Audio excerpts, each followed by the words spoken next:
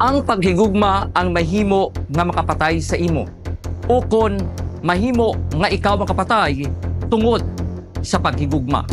Sa karon nga edisyon sang K5 Crime Stories, aton istoryahan ang ining natabo sa Banwa sang Santa Barbara kung sa diin ang anay ka-live-in partner ginpatay ang iya bag-o nga live-in partner sang iya anay kahagugma.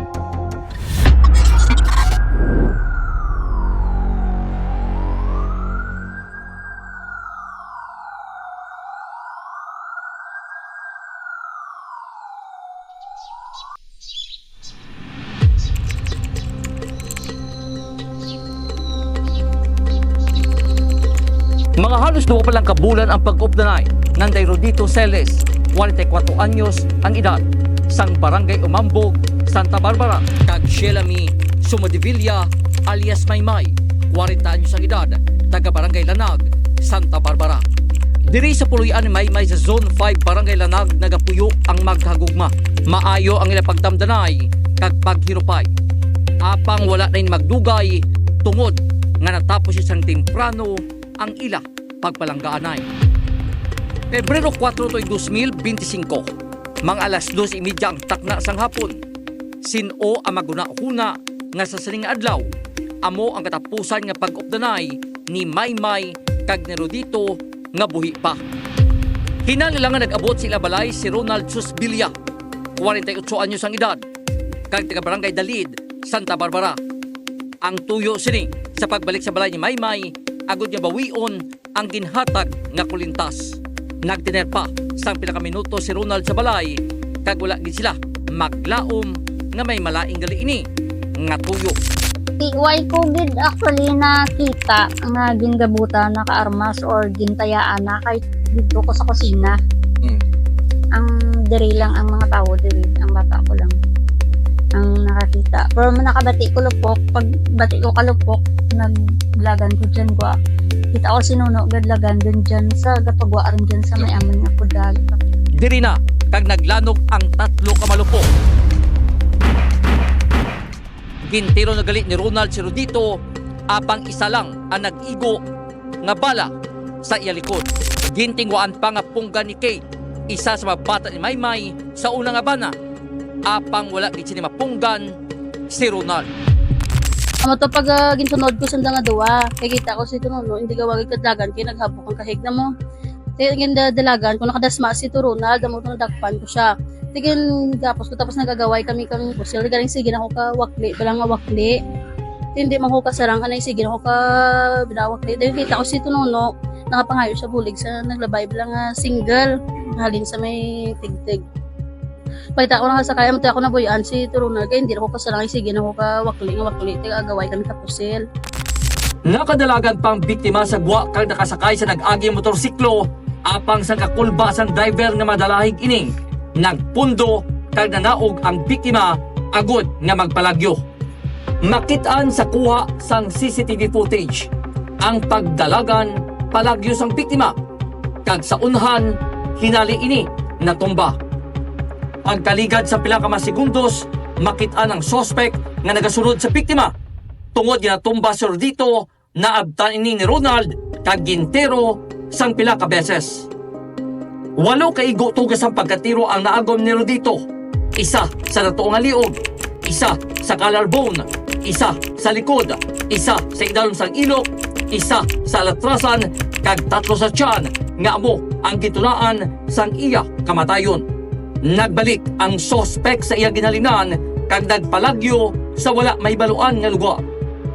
Apang sinuubala si Ronald Susbilia nga amo gid sini ang kaakig kag ginhimo kay Rodito. Si Ronald Susbilia ang anay live-in partner ni Maymay nga amo ni subong ang ginaupod ni Rodito.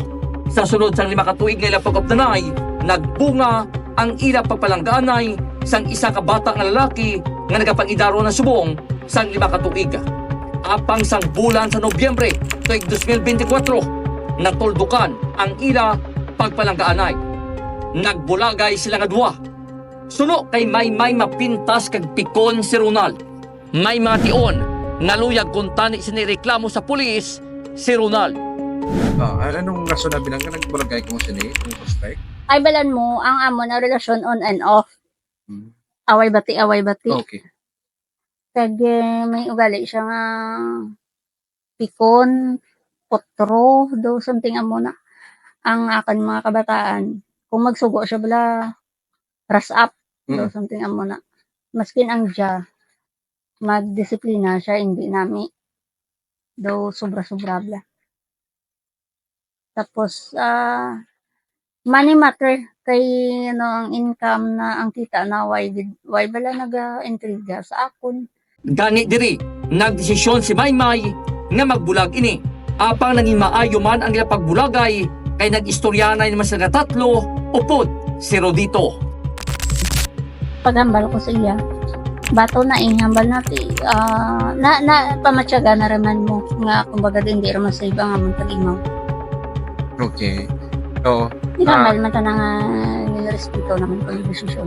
Okay, so dito nagagi gid do may closure gid ya nang nagagi sa insakto yang nga pa pagutod sa Nag-istorya inyo kami, 6 man nakakabataan ko.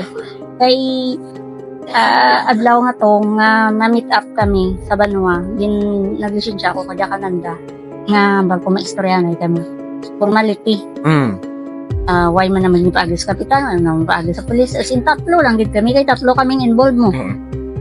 Amo na, dason, after naman istorya to yan sa Banwa, then nag-ikihayra, nagkamusta na, ipasunda kang ninuno. Nagsunod pagigani sa balay, yung moto. Gani wala ini sila makaghuna-huna nga nagtanong gal isang dumot ang suspect. Sa investigasyon sa Santa Barbara Municipal Police Station, wala na sa ibang pang motibong ginlantaw sa krimen, kundi ang selos o kon pagpangimon. Bali before sina wala pa no pag kadtuya didto mo na lang iya nga reason nga kwaon nga kuno ang place sa hinatag ya sa alibin partner nga sila may sumudibilya and then after sina ang basang bata ito naginom pa sa tubig and then naara man da ang ang aton nga biktima nagagdaigda sa dulaba na bala bangko nga made sang bambo after yan ang ginom sa tubig nagdeclare siya nga nagamba sa nga tapuson ta na lang hindi nag-draw sa sang iya nga firearms no and then tiro yan ikatry sa katatlo ang biktima. Sa karon, ginapangdaan na sang Santa Barbara Municipal Police Station ang pagpasaka sang kaso nga murder kag paglapas sa Comelec Ganban bato kay Ronald Sosbilia nga padayon pa karon nga at large. Pila ka adlaw na lang ang nabilin kag Valentine's Day na naman. Kanami batyagon kumayara ka sang ginapalangga kag nagapalangga sa imo. Apang ang pagpalangga sang sobra ang mahimo magadala sa imo sa kalatan ukon mahimo sa isa kakamatayon. Para sa K5 Crime Stories, upod kay K5 Anjo Salmorin. Ini naman si K5 Enrico Surita Jr. para sa kampyon nga balita sa serbisyo publiko kag kalingawan sa Iloilo, number 1 na kita, K5 News FM.